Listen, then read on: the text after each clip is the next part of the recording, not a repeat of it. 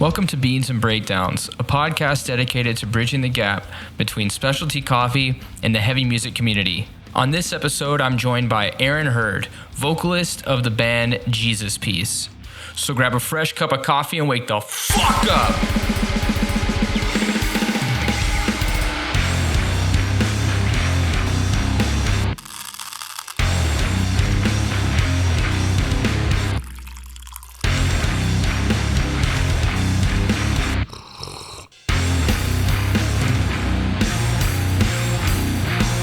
What's going on, Caffeinated crew?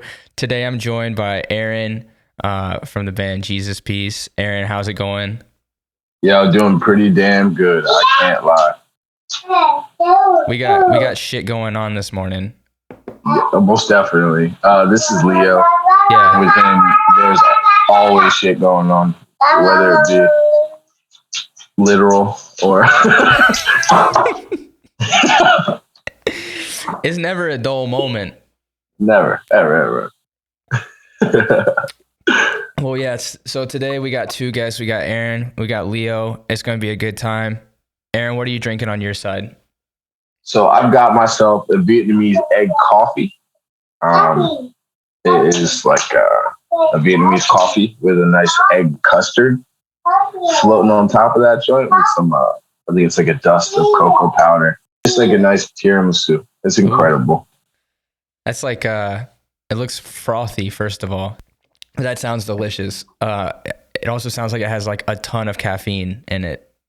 Yeah, I'm jazzed up right now. I would not lie to you. Have the jitters. That's great. I'm drinking a coffee from Nektar, which is in Quebec City. It's called La Concordia. It's from the Chiapas region of Mexico, and it's really good. It's got nice cocoa notes in it. It's not anything too out there, but yeah, it's just milk chocolatey. Oh. There's a word in the tasting notes that I've never seen before, so I'm not even going to try to say it. Please say it. Please try to say it. It's the same in French and English. Frangipane. Frangipane. I don't know what that is. Hit me up in the comments if you know what this word is. Oh, frangipane. I don't know either. But it's also got raisin notes. It's like a classic Mexican coffee. Tastes great. Oh, frangipane. Okay. So cheers to the coffee. You getting the TV all set up? Oh yeah, you already know. I got cars on deck. What's going on with lightning, man? What's going on with lightning? Yeah, car deck. Yo, let me tell you something about Lightning. I've learned all about this dude. I'm a Lightning head now. Lightning, he was the best. He was the illest race car driver. No one could touch him. He was doing great. Then all of a sudden, dude, he started getting trash talked by this like Italian Formula One racer. Who do you think you are? So he has to go get up in his butt, dude, and he does. He does get up in his butt. So he wins. And then the third one comes around. You got all these new guys. They got computers in their cars and like VR training. Lightning can't even hold up, dude. You don't even know what the heck's going on. I think the message of cars as a whole is classic Americans will always hold up. You know what I mean? Is that what the... Yeah. At the end of the day, no matter how good the technology is, somehow America will find a way to beat the technology, but still stay the same and never update. It's not xenophobic at all. By any means, no. I think we might be digging a little too much into this, but there might be something there. Classic Disney. There's always something. So, being in Philly, I know you've got a favorite coffee shop. Go ahead and give them a shout out. So, I want to give a huge shout out to Forin Coffee. It's a semi-new coffee shop in the Kensington area. But it is incredible. I've been going there almost every day to get my nice ube latte. Oh, yeah. And I've just been there so much that we've all developed like a friendship. And it turns out the dude who I'd been talking to this whole time saw my sweatpants and he's like, yo, I love that band, Jesus Piece. I was like, yo, nigga, this is my band, bro. And we were like, what? So then we started like busting it up.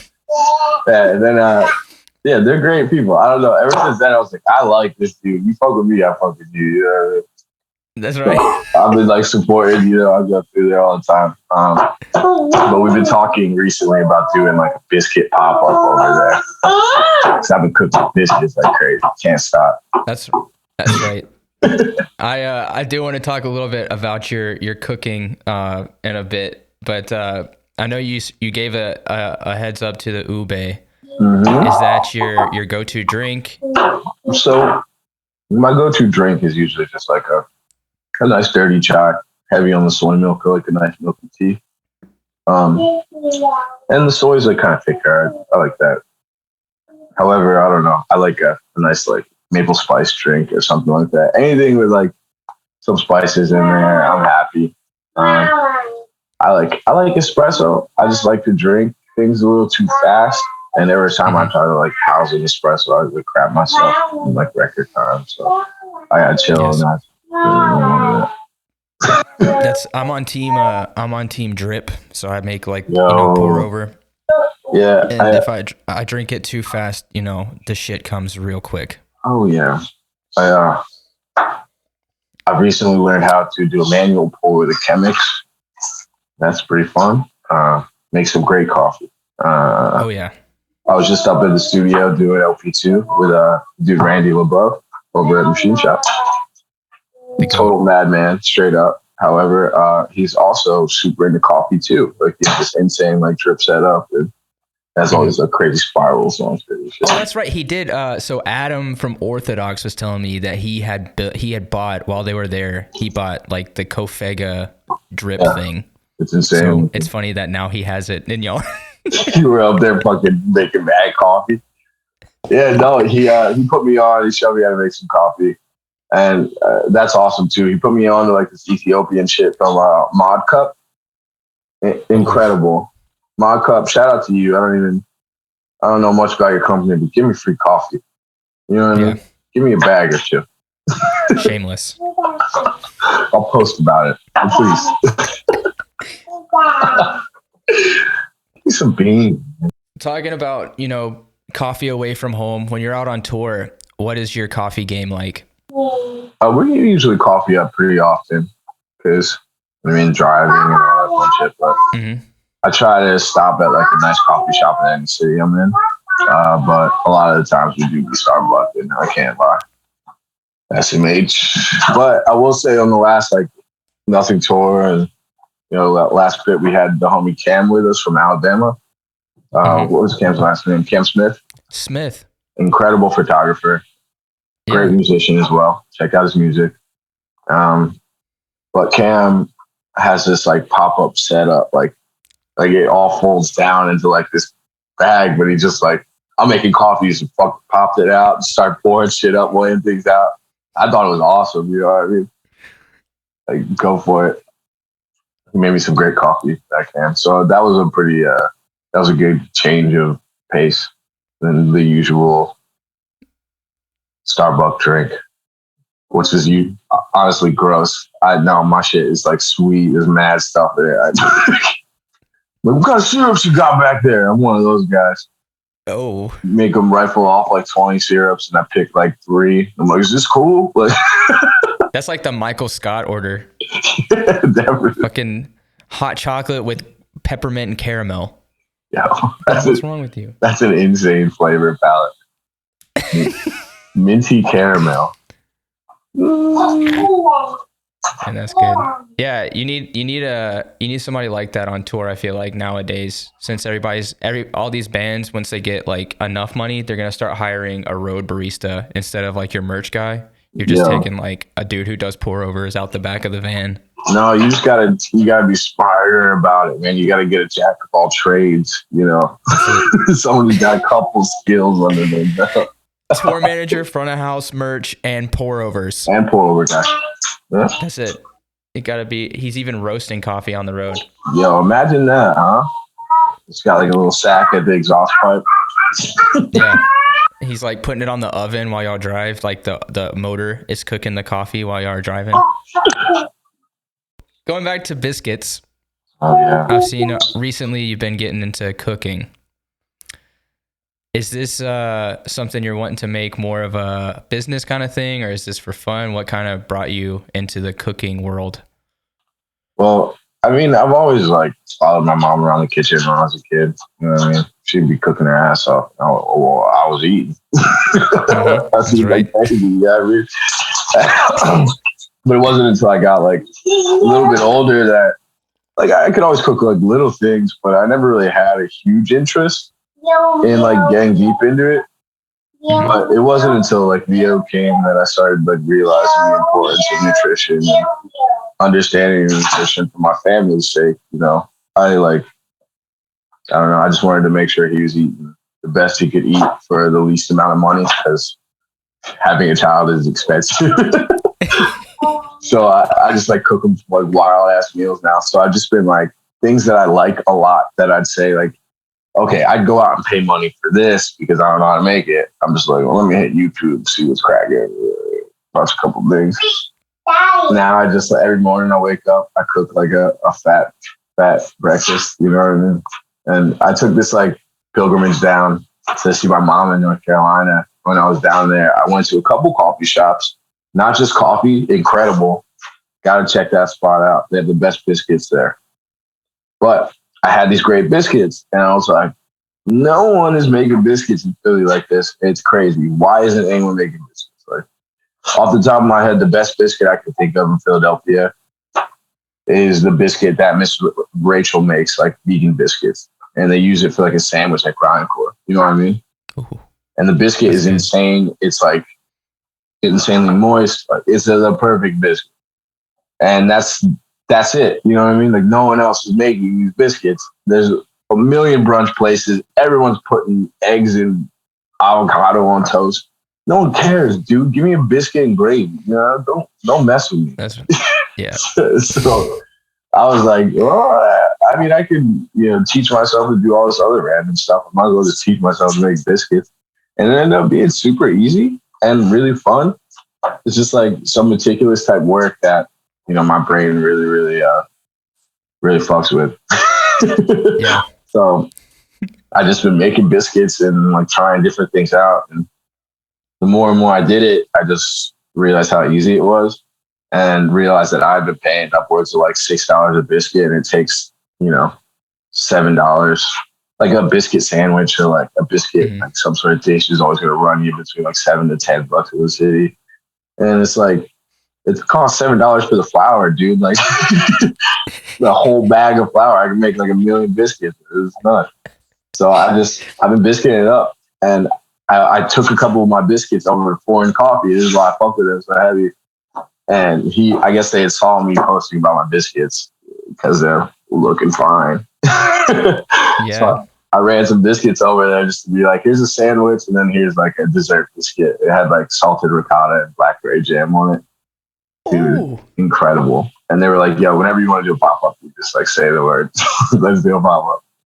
So I'm hoping that like maybe in May, somewhere around my birthday, like 14th or something, I'll try and do something. I think that'd be really, really cool. But yeah, I don't know. I want to be able to provide for my child no matter what, in any circumstance. And if that means making a school gourmet dishes, that's what it's going to be, But I want it to come from home first before anywhere else. That's legit. I love that. Yeah, just out of like, not even boredom, but just like, wanting to provide something, and then you find this joy. You know what I mean? Yeah, dude. I mean, that's the craziest part about my life is I've been like, I don't know what the hell was going on for so long, and now my main quest is to be a provider. That's it. At the end of the day, provide for my little man. Nothing else matters. Yeah. So I'm trying to, sharpen my skills a little bit and hone the things that make like a healthy home and a nice little family. It's nice. It's nice. Balancing the music with the family life. You have, a relatively new son, kind of a new dad going on. I know that you just kind of stepped away from nothing. Is he waving? Yeah, he is pulled out For one, he's ripped up both of the things that hold these, but he's pulled out these 2 pictures of us from Australia. Jesus peace. Look at Lewis. Bro. Lewis always got some outfit going on. Dude, this is the most fire fit I've ever seen him in my life. This is me and this koala. I was scared as shit. Dude, those are violent. Yeah, yo, he was like a little too husky. He was making noises. And he was heavy. It scared me. He's like a AC unit, dude. It was heavy.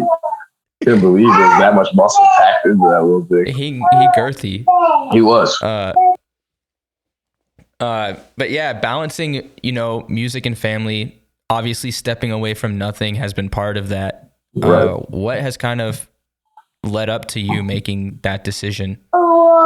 I think like pre-pandemic, during pandemic, the only thing I thought about was touring and going back out and, getting back to it. By the time I did, man, like I just missed my kid every step of the way. Like every day. It was genuinely hard, especially for the first month, first tour back to be like a whole month. Like that was incredibly hard for me, and it was something that was affecting like my day to day. You know what I mean? Like I wasn't interacting with everyone as much as I usually would, or as good as I usually would, and I just was out of practice. It takes a lot of social skills to be used to touring and being around other people for as long as you are. And I think I just really lost my luster. And that's not a bad thing. I just had never been acclimated to staying home. I've always been a road person. So to be like reacclimated to be a home guy and like get used to being in your space and trying to do that again is like an ice bath, Yeah. I think it was just like really, really, really weighing me down. And when you start to think about it, it's like JP's got the other record coming now too. It's trying to balance 2 bands, like, them having to find a fill-in for a bunch of stuff. And it doesn't ever have to be that, I'd rather just kick it. And, that's still my brothers. Those are my people. They'll find another bassist who rocks. It was not the end of the world, Yeah. I really loved seeing after when you started playing with them. It was kind of a shock because I didn't expect it, but I was like, well, Philly makes sense. Yeah. But I was so bummed that I never got to see you play bass with Nothing, because honestly, one of my favorite bands is Nothing. Oh, dude. I have fucked with them since Guilty of Everything. I saw them play a show to like 30 people in Savannah before they played South by Southwest for the first time. Yeah. And like exploded. And so when you started playing bass, I'm like, this is incredible. Like, this is going to be amazing. And the Montreal show from this past year got canned. Dude, that was actually like such a perfect storm of bullshit, to be honest. Like, not only like, did everything go back, my passport got stolen in LA. We couldn't really find a place to like get it back because everything was booked up all around the country aside from like Honolulu. Like I can't go to Honolulu to get a passport. And then on top of that, we didn't get our results back for like our COVID test. It was just so much different stuff. And then it fell apart. And I was honestly bummed because I love coming to Canada. It's like a little slice of Europe away from Europe. You know what I mean? Like at least Montreal is. And I don't know. I was hella bummed, but it is what it is. But you didn't miss too much. I mean, sometimes, things would be good. Sometimes, pedals would go out a couple times. I know. And it's funny because I always imagine like, as big as Nothing has gotten, I it's so funny to me, like the still DIY, like old school fucking like local band vibe that they have, that they've kept for so long. So it's like watching like a Gear Masters. It's like, I've got this broken ass pedal board. It's like, it doesn't work half the time. I'm like, fuck yeah, I love that shit.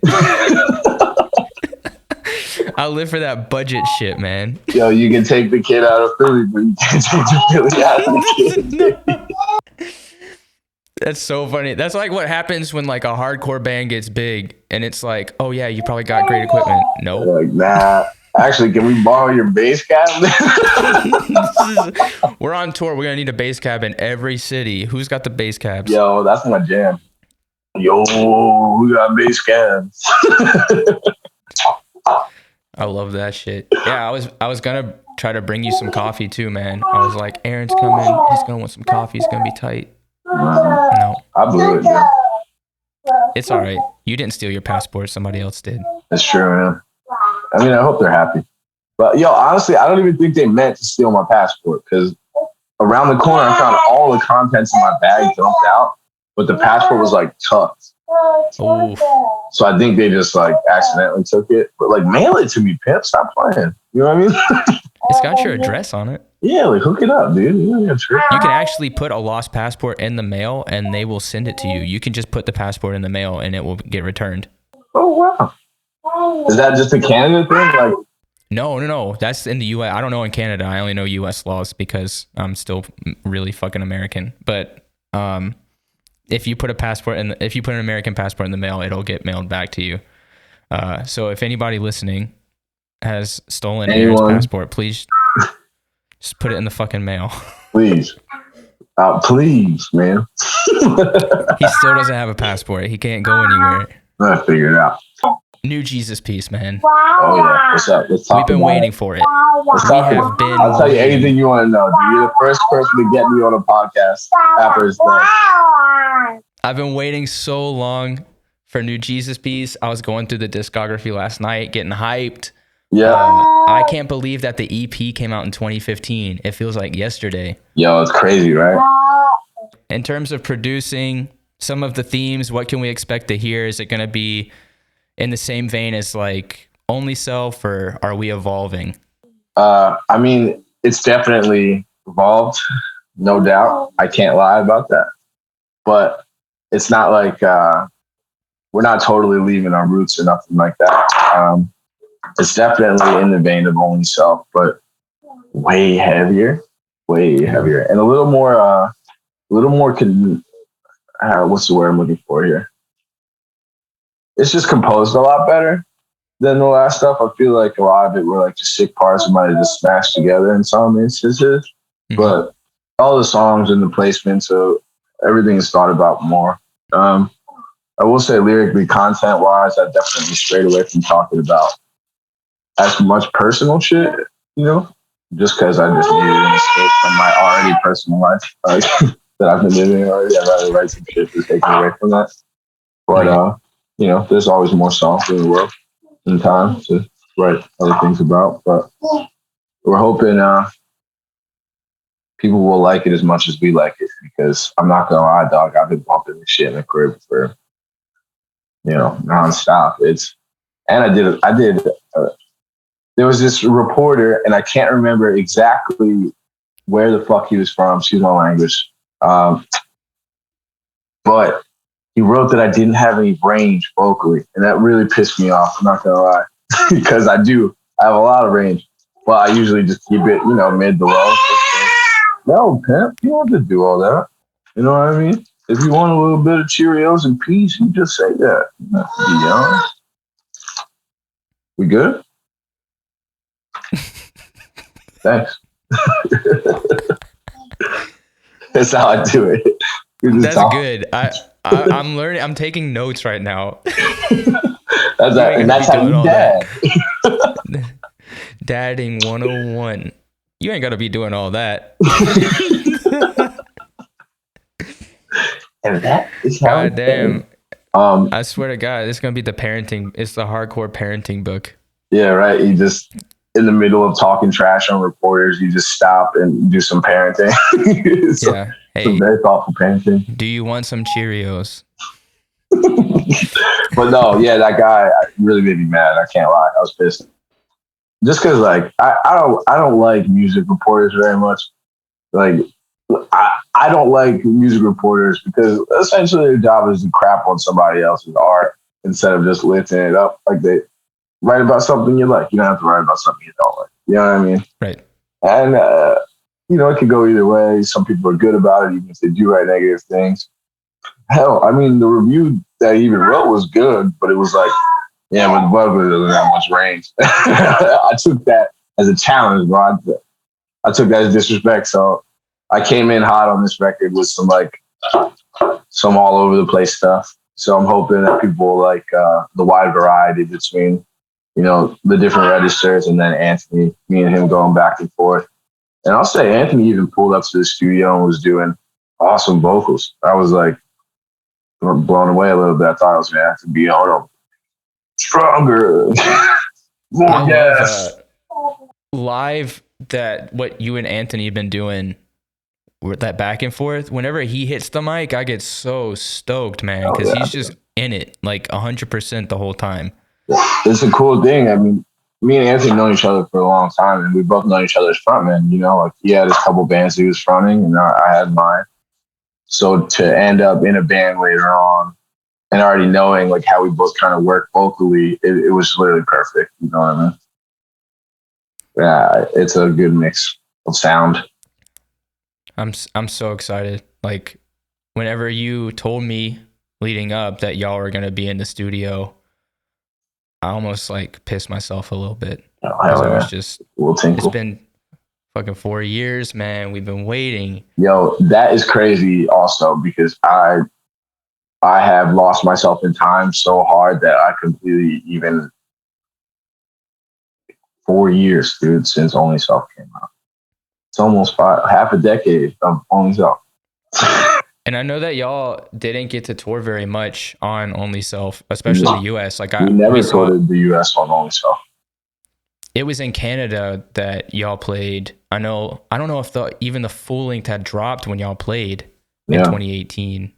It was the summer, so it dropped August 23rd. So it had just dropped. Mm-hmm. So, I had time to listen to a bit of it. I was able to jump on the mic a little bit. No, Cressa said that was a fun one to play when I first got back into it. I mean, it still is. It's one of my favorites. I just love that intro where it hits, where you just go, "Curse of the motherfucking serpent." And it's like, dun, dun, dun, dun, dun, dun, dun, dun. Yeah, that's the shit. Fuck, it gets me hyped, man. Yeah, I think that was one of the first songs that they showed, like, yo, this one. And I connected with it immediately. I was like, okay, this is what I like.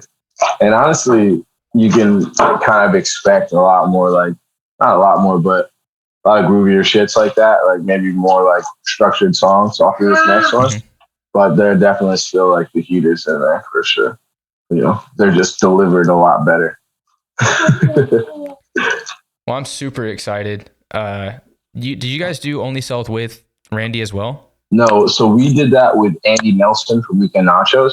He works over at Bricktop Studios in Chicago. I think Inclination just did a record with him. But he's the man, and I had a great time recording with him, and I thought it sounded awesome. And I didn't, we were all up in the air with what we were going to do with this record, or who we were going to work with, and couldn't figure it out. And then Randy, found the place, and I'm so stoked we did it with him, because we haven't worked with any producers that do like more metalcore stuff. You know what I mean? Like production that we need as a band. You know what I mean? Like we like the demo stuff, but our music is better carried, I think, with a nice production. And I think we all needed time to be like, let's just do it regular. Let's get some quality recording there. Yeah. And ever since then, it has just opened even our eyes. Like, I think we all. Well, this might hang up. I'm hoping it doesn't. Are y'all planning on touring on this? On the new drop? Yeah. So, I mean, of course, at some point, but we're gonna be playing a couple of shows coming up. Like, we got a festival in LA on April 2nd that we're gonna play. Then we're gonna be playing South by So What one of those days. Can't remember off the top of my head. And then doing some Euro shit soon. But no US tours announced yet, or even really planned for that matter. I think right now we're just taking these like final months of rest to just actually plan a nice rollout for the record. Right. Make sure it is, you know, make sure it is introduced to the world as well as it's produced. You know what I mean? Right. Like, keep the quality where it needs to be instead of like haphazardly being like, here's like 2 tracks and a tape. It's like, fucking, please learn the words. Get it on 7-inch. Right. Trying to do some videos or some shit like that. You know what I mean? We don't have any. That's true. Y'all haven't done any. Y'all haven't done any like music videos. Yeah, no, we never done any music videos, and I'd like to do more music videos. Well, Aaron, I'm so excited about the new drop, and I really appreciate you coming on and hanging out. This has been so much fun with the puppies and Leo. You got the whole gang in the spot.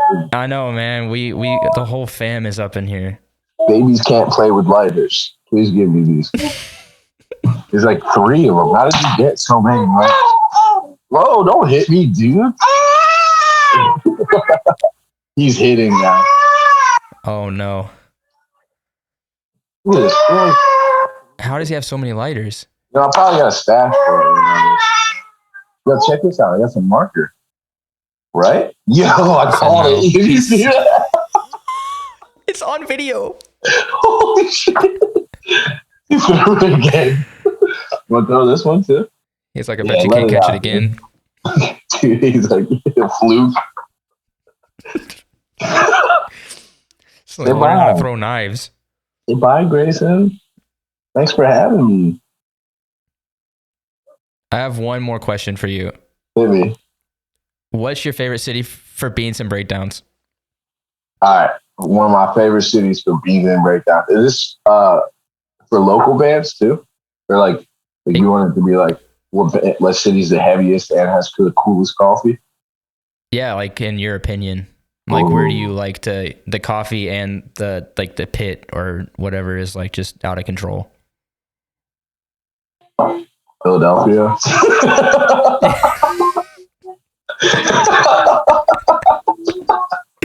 It's like the world example. Like, sick coffee, sick pits.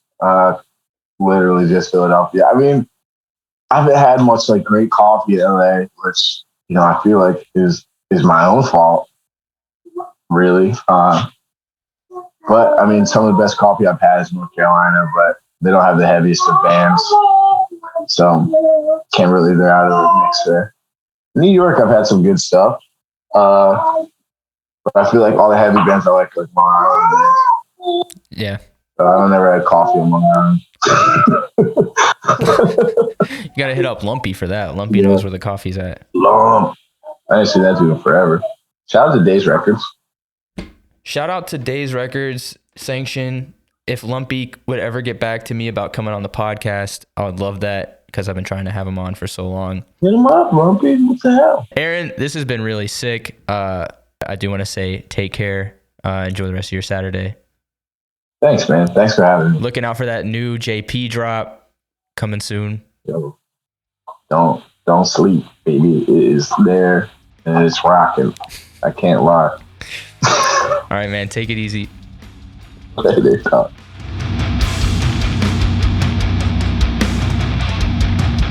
Thanks for listening to this episode of Beans and Breakdowns. I want to say a huge thanks to Aaron for taking the time to come and hang out, talk about the new LP.